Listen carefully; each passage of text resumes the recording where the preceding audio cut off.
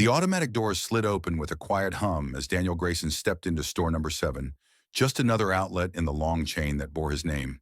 He wore a faded olive jacket frayed slightly at the cuffs and a baseball cap pulled low enough to shade his eyes.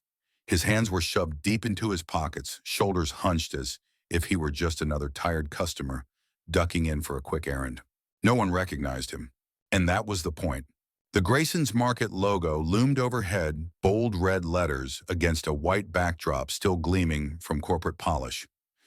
But Daniel didn't look at the sign. His eyes swept the store floor, pausing briefly at the disheveled displays and the silence that greeted him. Something felt off. The air was heavy, like it had forgotten how to move. Customers shuffled from aisle to aisle in a kind of daze, picking up items quietly with no chatter, no light-hearted greetings. There were no hellos from staff, no music humming through the speakers, just the dull mechanical blip of scanners and the occasional cough echoing off the walls. At checkout lane 4, a woman in her early 30s scanned items with trembling hands. Her name tag read, Kendra. Her dark hair was pulled loosely into a bun, strands escaping and curling near her temples. Her eyes, puffy red and framed by fatigue, looked anywhere but at the customers she served. She forced a smile when she could, but it never reached past her lips. Daniel lingered behind a display of canned goods, pretending to examine the labels, while his eyes remained fixed on her. And then he saw it. Kendra wiped a tear from her cheek with the sleeve of her uniform. Not dramatically, not for anyone to see. Just a quiet, practiced motion, as if she'd done it 100 times before. His chest tightened. Moments later, a tall man in a black vest with supervisor stitched in bold white letters stormed out of the stockroom. His face was flush, clipboard in hand. He walked directly toward Kendra and slammed the clipboard down beside her register with a sharp crack. Crying on shift again, he barked. How many times do I have to tell you? If you can't keep it together, then quit. The words echoed across the store like a slap. Customers turned their heads. An elderly woman at checkout lane 2 flinched. Kendra froze. Her voice caught in her throat. I am sorry, I'll be fine, she whispered, blinking fast, trying to suck the tears back into her eyes. Troy, the supervisor, Daniel later learned, leaned closer, his voice a low growl. You've already taken 2 days off this month. Don't be surprised if your shift next week just disappears. And just like that, he turned and walked off the office door, slamming behind him. No one spoke. No one moved. Daniel's fists clenched inside his pockets. He had seen poor management before. He'd even fired a few executives for similar cruelty. But this was something different. This wasn't just a tough manager. This was calculated intimidation, and no one was stopping it. Kendra straightened up her shoulders, shaking slightly, and continued scanning groceries as if nothing had happened. Her thank yous were robotic now. She handed customers their receipts with hands that trembled just enough to be noticeable. But still she worked. Still she stood. Daniel watched her for what felt like an hour. He wasn't observing anymore. He was absorbing. The quiet panic in her face. The way her fingers curled around the edge of the counter for balance when no one was watching. The subtle way she bit the inside of her cheek to keep from breaking. At one point, Kendra leaned against the scanner for just a moment, clutching a fold of her uniform with one hand. Her lips were pressed tightly together.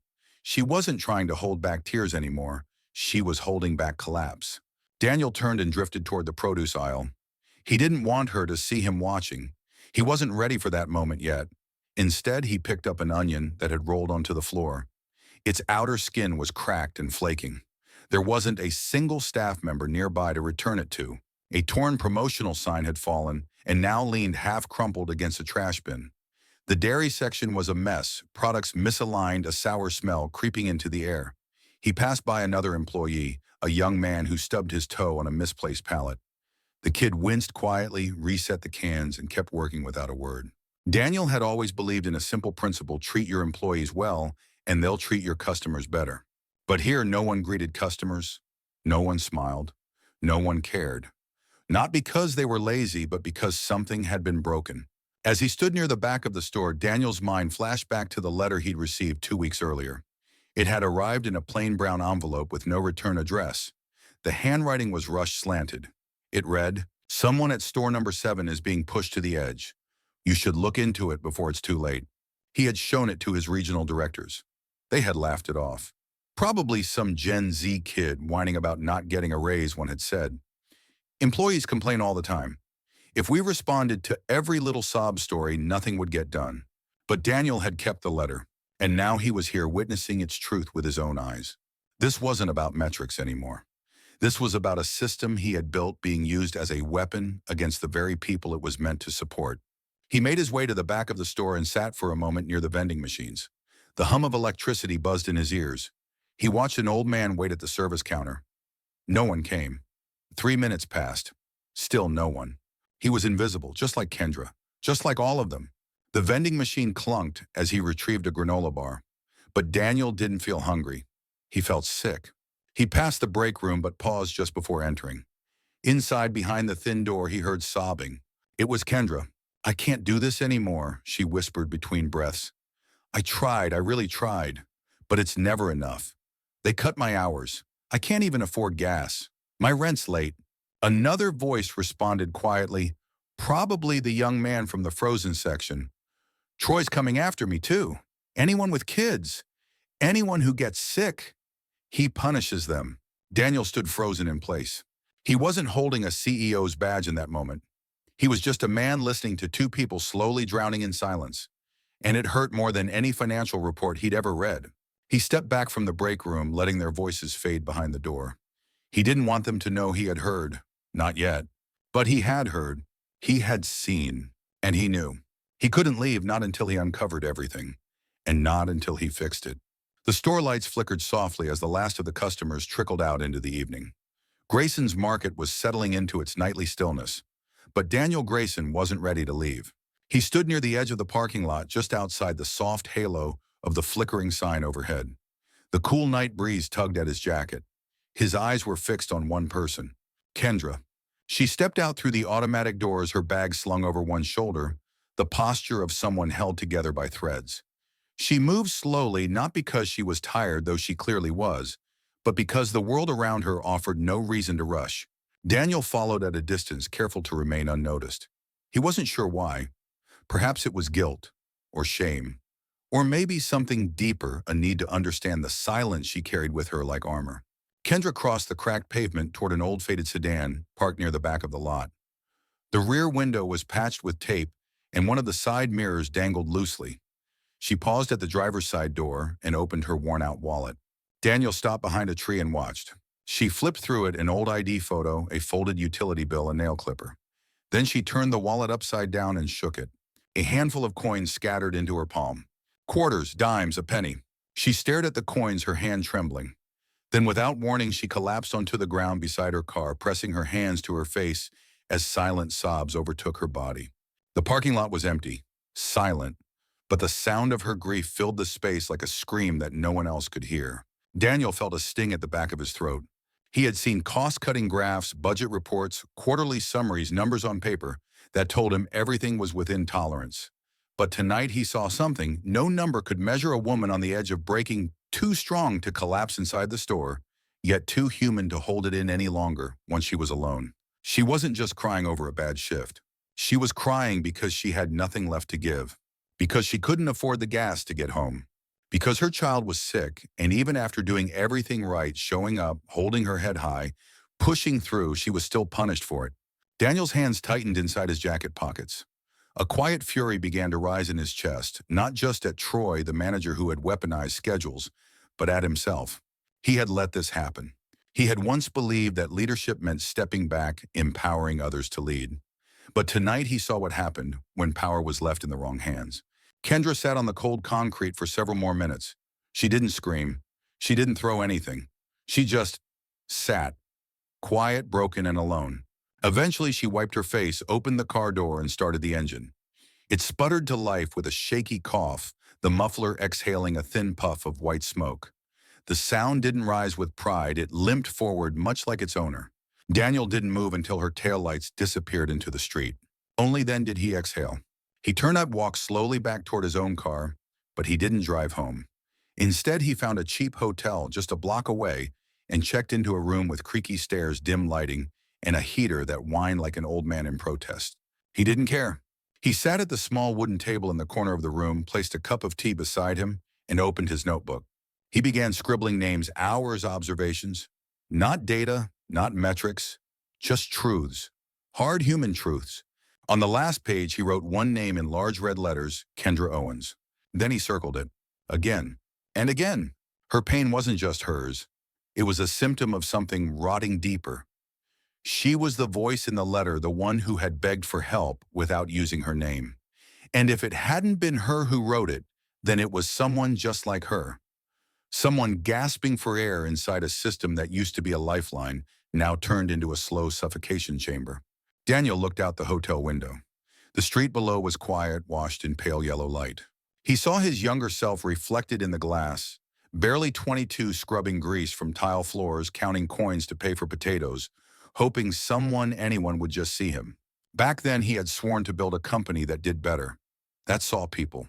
But somewhere along the line between boardrooms and bonuses, he'd allowed others to carry that promise, and they had dropped it. Or worse, crushed it. His tea had gone cold. Daniel didn't notice. He picked up his phone and scrolled through the internal employee portal. Faces flicked by happy corporate photos. Suits, smiles, diversity champions, culture leads. But none of them mattered tonight. He found Troy's photo arms crossed forced grin, a quote about efficiency in the caption. He swiped it away. Then he stopped on an old photo, a group of employees from the first Grayson's Market location. They stood in front of the store, arms around each other, smiling, not because they were told to, but because they had built something together. Real smiles, real pride. Daniel exhaled slowly. Tomorrow he would return. Not as a man in a jacket with hands in his pockets. Not as a CEO with power kept hidden. Tomorrow he would go back undercover, but not to find faults. This time he would go to feel everything fully. To protect those who had been left behind. To fix what he had failed to guard. The sun had barely risen when Daniel Grayson returned to store number 7. No disguise this time, yet not as the CEO either. He wore a plain uniform shirt tucked into dark slacks, a generic name tag pinned crookedly to his chest. Dehunchen, Gerdunchin, probationary staff. He stepped through the glass doors quietly unannounced. The store buzzed in its early morning haze, carts rattling fluorescent lights, humming footsteps echoing faintly across linoleum. No one greeted him. No one even looked up, and that Daniel realized was already a red flag. He was assigned to the dry food section, no surprise there. Shelving was always the safe space for newbies. The supervisor for the day, a woman he didn't recognize, handed him a box cutter and waved vaguely toward aisle 8.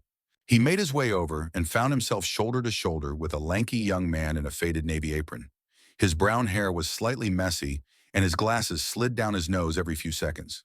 The kid was organizing cereal boxes like someone assembling a puzzle in silence. "Welcome, newbie," the guy mumbled without looking up. Daniel gave a small nod. "Thanks, I'm Dan." "Marcus," the young man said, simply adjusting a row of granola bars. "Don't ask why people here don't talk much. It's just less trouble that way." Daniel didn't push.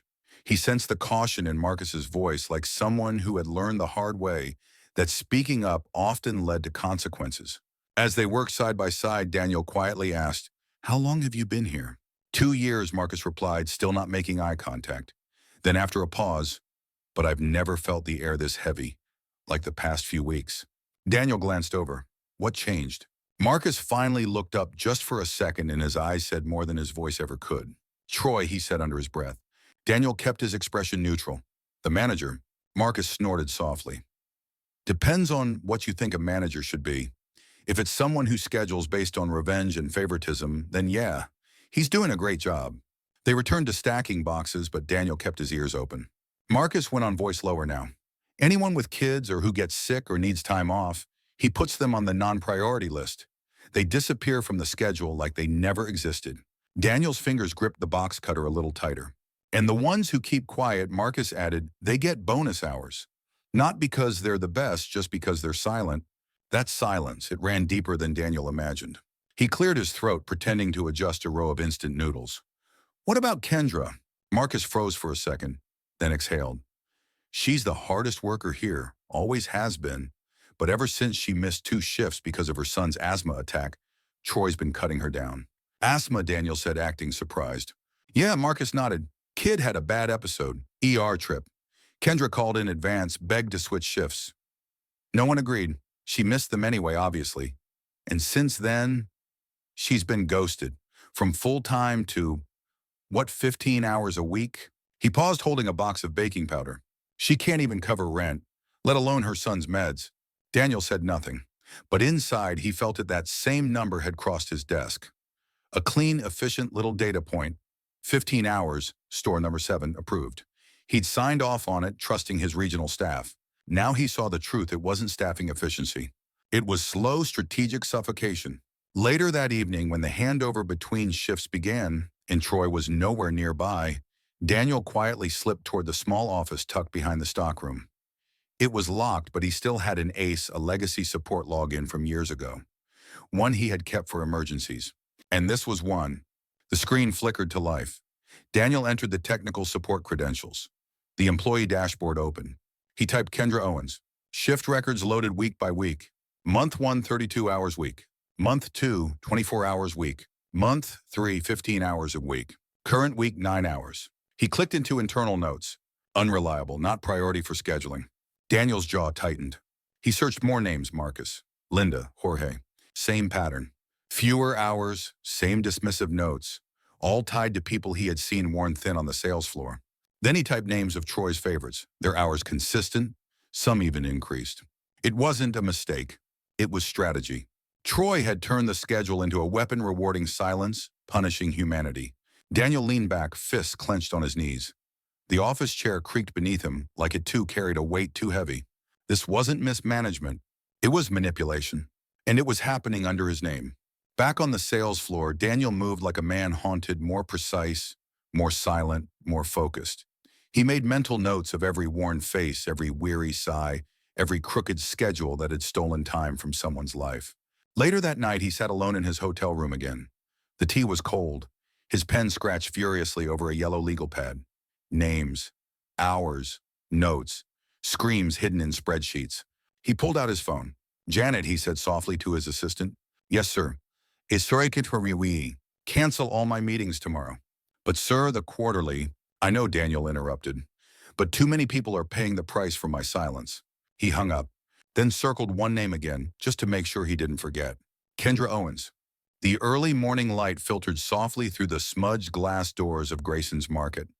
The store hadn't opened yet, but a few early staff members were already inside, moving through the aisles like sleepwalkers, heads low, mouths shut, souls tired. Until the door opened, and someone stepped in. Not in a faded jacket, not in an apron, not as a part-time employee pretending to be nobody. This time, Daniel Grayson walked in as himself. A crisp gray suit hugged his frame, the sleeves tailored to perfection. His light blue tie rested flat against his chest. And on that chest gleamed a silver badge, CEO Daniel Grayson. His steps were measured, quiet, but every movement carried weight. A stillness followed him like a shift in gravity. The moment his polished shoes touched the linoleum floor, something changed in the air, like the store itself was holding its breath. A few employees glanced up, then froze. Whispers began, sharp intakes of breath, soft gasps, barely audible. That's him. Is that the owner? At register 4, Kendra paused mid-scan. Her hand trembled slightly. Her eyes locked with his. She recognized him instantly. And she knew this wasn't the man restocking cereal yesterday. This was the man who had seen her, heard her, and now had come back as himself. Daniel didn't break stride. He walked past the bakery section, past the carts, past the produce shelves he once stocked as a young man, straight to the service counter. Troy was standing there sipping coffee with a pen in his mouth, mumbling over a clipboard. He hadn't noticed the silence yet. Not the shift, not the stillness spreading like a ripple across the room. Then the shadow fell across his shoes. Troy looked up. In front of him stood a man he didn't recognize but instinctively feared. Good morning, Daniel said calmly. His voice was deep, controlled, like velvet pulled tight over steel. Troy squinted. Can I help you with something? Daniel reached into his coat and pulled out the polished badge. Held it at chest level. Daniel Grayson, Chief Executive Officer. The light hit the engraved letters just right. Troy's coffee trembled in his hand. His lips parted. Wait, I'm the one who heard everything, Daniel interrupted. Saw everything. And now he took a step closer. I'd like a word with the manager of this store. Troy blinked. His jaw twitched. For a moment, he seemed paralyzed. Then he glanced around. Every employee had stopped. Every eye was on him. No clipboard slamming, no barking, just silence. His kingdom had vanished. And in its place stood judgment. Daniel's voice lowered, but it struck like stone. We need to talk about how you've been treating my people. Troy stepped back half a pace. Sir, there must be some misunderstanding. I was only trying to keep the store running, cutting the hours of a mother with a hospitalized child. Daniel cut in coldly. Is that your version of running a store? The room dropped in temperature. Kendra stood frozen behind the counter. Marcus peeked out from an aisle. Linda pressed her hand to her chest. You knew which employees were barely surviving, Daniel said. And instead of helping them, you punished them. Troy tried to smile. It didn't reach his eyes. I was just optimizing costs. The monthly budget. Enough. Daniel's hand came up, palm open, steady. I didn't come here to argue. He took a slow breath. I came to take back the keys. The words hit the floor like a dropped hammer. Troy looked around desperately, but there was no one left to save him. No backup, no allies. Just quiet faces staring from across the aisles, some shocked, some relieved, others holding back emotion they had buried for too long. Slowly, reluctantly, Troy reached into his pocket, pulled out the key ring, placed it into Daniel's open hand. You're making a mistake, Troy hissed through gritted teeth. These people, they just want to be coddled. None of them want to actually work. Daniel's gaze was stone. They have been working, he said, just under a weight you've never had to carry. With that, he turned his back on Troy, who now stood stripped of authority, stripped of arrogance, and perhaps most cutting, stripped of attention. Daniel faced the staff. The floor had gone still again. The entire team stood in limbo, caught between hope and habit, unsure if they should clap or run. Daniel raised his voice firm but warm. I need to meet with all of you. Break room, 10 minutes. No one questioned him. They simply followed. 10 minutes later, the break room was full. Some stood. Some leaned against walls. Others clutched notepads or mugs of lukewarm coffee. No one spoke. Daniel stood at the front, no podium, no suit jacket. Just a man with sleeves rolled up and truth in his voice. I'm the founder of Grayson's Market, he began, and I failed at the one thing that matters most, making sure you are treated with respect. Silence. Then a few heads lifted, a few eyes glistened. I've seen what's been happening here. I've heard it, and I believe you. He paused. And starting today, how we run this store is going to change. At the back, Kendra stood, arms wrapped around her midsection, as if still protecting herself. Daniel turned to her. And that change begins with me asking you for help. She blinked. If you're willing, he said, I'd like you to step up as assistant manager of this store. Time stopped. No one moved. Kendra stared at him like he had spoken in a foreign language. Mimi, she whispered. Daniel nodded. You've worked through pressures no one should face. You stood back up when most people would have walked away. You supported your team. You never gave up. The title I'm giving you now is only making official what you've already proven. Kendra bit her lip. Her eyes filled, but she didn't crumble. If you believe in me, she whispered, I'll try. Daniel smiled. Don't try, Kendra. You've already done it. Now just keep going. The room didn't erupt. It didn't cheer. It just exhaled, as if finally the storm had passed. The door clicked shut behind her. Kendra stood motionless for a moment, fingers still wrapped around the handle. It wasn't fear this time that held her still. It was something else. Something deeper. Something she hadn't felt in years. Power, not over people, but over possibility. The manager's office still carried Troy's presence, stale coffee, cheap cologne, and something less tangible, control. Cold, heavy, unwelcoming. She exhaled slowly. Her fingers trembled slightly as she approached the desk.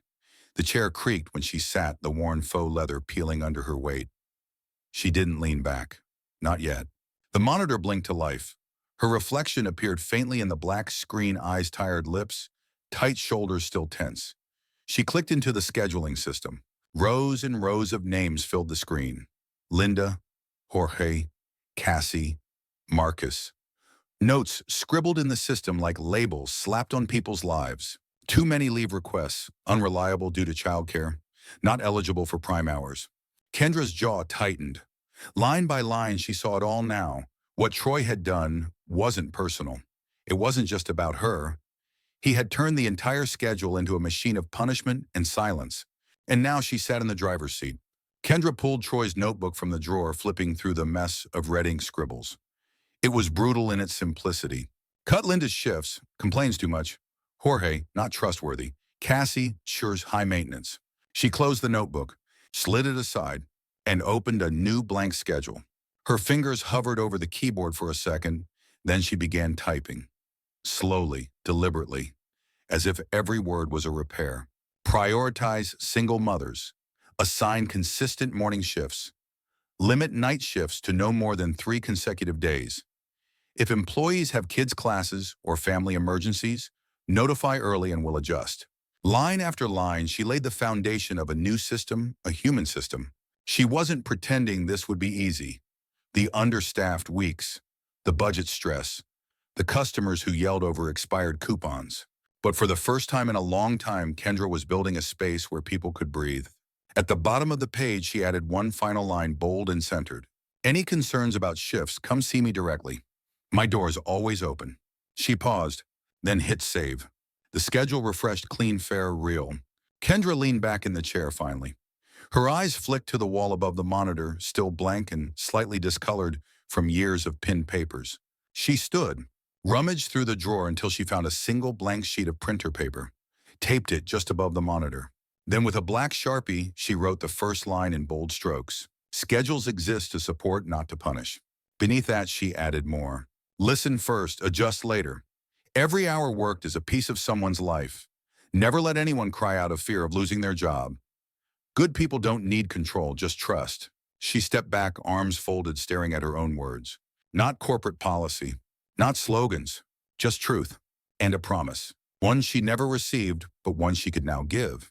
That afternoon, Kendra sent out an internal message. Mandatory team check-in, 5 minutes before final shift ends, break room, everyone. No one knew what to expect. They showed up anyway. No Troy, no clipboard slamming, no scowls, no narrowed eyes. Just Kendra, still in her apron, hands still chalky from stocking shelf tags. She looked across the faces, many still guarded, some still scared. She saw Marcus at the back avoiding eye contact, Linda with her arms crossed, Jorge with the same tired eyes. Kendra took a breath. I know these past few weeks have been hell, she began, voice a little shaky. And I used to think that staying quiet was the only way to survive. She paused, swallowed. But I was wrong. Her voice didn't rise. It didn't need to. I'm sorry, not just for being silent, but for not standing with you sooner. Someone shifted near the coffee machine. Another nodded faintly. Starting today, she continued, you all have the right to speak up. The schedule will match your real lives, not just some numbers on a screen. A murmur moved across the room like breath returning to lungs. If I make a mistake, Kendra added, if I forget to listen, if I treat anyone unfairly, you come to me? Her voice grew steadier. And if that's not enough, you go to Mr. Grayson directly. That caught them. A pause. Then one clap. Then another. Then the whole room. Not cheering. Not celebration. Just relief. Like people exhaling after months underwater. After the meeting, people slowly filtered out, slightly straighter postures, slightly fuller hearts. Kendra lingered near the door, scanning the crowd, looking for someone. She spotted Marcus near the back, pushing a supply crate toward the stockroom. Marcus, she called gently. He turned, a little surprised. Yeah, you helped Linda train the new hire today, right? He scratched his head. Kind of. I'm not great with people stuff, though. Kendra smiled. Troy said you weren't fit to face customers. He also said I wasn't worth trusting. Marcus blinked. I've seen how you speak to your teammates. Patient, calm, honest. That's exactly what I need at the front of this store. You mean, I want you on the floor, with customers. I'll train you myself, starting tomorrow. Marcus stared for a moment, then nodded. Slowly, like someone who had waited years for that moment, but never thought it would come. It didn't happen overnight. There were no banners, no celebration, no press release from corporate. Just small shifts, at first almost invisible, but real. It began when Marcus stepped out from the shadows of the stockroom and walked into the front of the store, head held just a little higher. He stood behind register 2, not to bag groceries, but to talk to customers. And when an elderly woman paused near the frozen foods aisle, eyes squinting toward the shelves, Marcus approached her gently and asked, "Ma'am, can I help you find something?" She blinked, surprised, then smiled. "It's been a long time," she said, "since someone asked me that in this store." He helped her reach for a box of frozen peas. No corporate script, no forced upsell, just kindness. Across the store, Linda restocked apples at the fruit display. Her hands moved with more rhythm now. She wasn't humming loudly, just softly enough for it to blend with the store's background music. For the first time in weeks, she wasn't enduring a shift. She was moving through it. At checkout lane 4, Kendra knelt beside a fussy little girl who had started crying when her mother's hands were full. She pulled a bear-shaped sticker from her apron pocket and held it out with a gentle smile. The child quieted instantly. Her mother looked up, eyes tired from work and errands, and offered Kendra a soft, grateful smile. It wasn't a miracle, but it was something. And that something began spreading. One act of presence, one restored shift, one rearranged schedule that let Jorge attend his son's science fair, one reduced night shift for Cassie so she could finish her nursing class. Daniel returned 1 week later, no badge this time, no fanfare. Just a pale blue shirt, a coat slung over his shoulder, and a quiet heart unsure of what he would find. He stepped through the same doors that once ushered him into silence and despair. But this time the silence was gone. The floor was swept, the air no longer heavy. And something even deeper had shifted. The eyes. Marcus was helping that same elderly woman again, this time loading bags into her cart. She laughed at something he said, not politely, genuinely. Linda was chatting with a returning customer about a recipe for fruit salad. And Kendra, she stood near aisle 7, clipboard in hand, checking in with a new staff member about inventory procedures. Her stance was solid, her uniform crisp, her eyes alert but kind. She no longer flinched when someone raised their voice. She didn't lower her eyes when passing a manager's office. She didn't carry the weight of survival alone anymore. Daniel watched from the far end of the store. No one noticed him. Or maybe they did and they just didn't make a fuss. And that was exactly what he wanted. Because the best kind of leadership isn't the one people salute. It's the one they can build upon when you step away. Kendra caught sight of him eventually when he drifted past checkout lane 4. Her eyes lit up. She blinked, caught off guard. I didn't think you'd stop by today. Daniel smiled, quiet and genuine. I didn't think I'd get to see this place. Like this. So soon. Kendra looked down for a second, shy. I'm just trying to do the right thing. Some days I panic. Some days I nearly gave up. Daniel paused, then stepped closer. His voice lowered, steady as stone. I know. He looked her in the eye. But what matters is, you didn't. She froze just for a breath. Her eyes were slightly red. Her lips parted, but no words came. You stood back up every time life pushed you down, he said. I didn't give you this opportunity. You claimed it. Kendra exhaled slowly. I used to think I was just a replaceable part, she whispered. Daniel shook his head. You're the reason I believe this company is worth continuing. And in that moment, with all the noise of the store quietly moving around them, carts rolling, laughter echoing faintly, customers chatting, there was no CEO and no assistant manager. Just two people standing in the space between pain and restoration. One who built a system and one who refused to be destroyed by it. The evening sun filtered softly through the old plastic blinds of the manager's office. It cast amber stripes across the desk, and the floor, like the store itself, was finally exhaling at the end of a long day. Kendra closed the door behind her. She didn't rush to the computer, didn't reach for her clipboard. Instead, she stood still for a moment, letting the silence settle around her. Not the heavy, suffocating silence of fear from weeks ago, but the calm kind. The kind that comes after the storm. She glanced around. Same office, same peeling chair, same dent in the file cabinet. But everything felt different. The scent of stale coffee was gone, replaced by the faint aroma of orange-scented cleaner. The air didn't carry pressure anymore. It carried possibility. She walked to the desk and looked up at the paper she had taped above the monitor just days earlier. Schedules exist to support, not to punish. Listen first. Adjust later. Every hour worked is a piece of someone's life. Never let anyone cry out of fear of losing their job. Good people don't need control, just trust. She read it again silently, lips unmoving. Then she sat down, eyes steady. She opened the new schedule. Line by line, it reflected reality, not algorithmic efficiency, but the lives and rhythms of real people. Marcus had steady midday shifts time to walk his younger brother to school in the mornings. Linda had her weekends off back. Cassie had morning shifts to match daycare drop-offs. Every name, every hour intentional. At the bottom of the screen, she added one more update. New policy, no back-to-back shifts unless requested. No overtime approval without staff consent.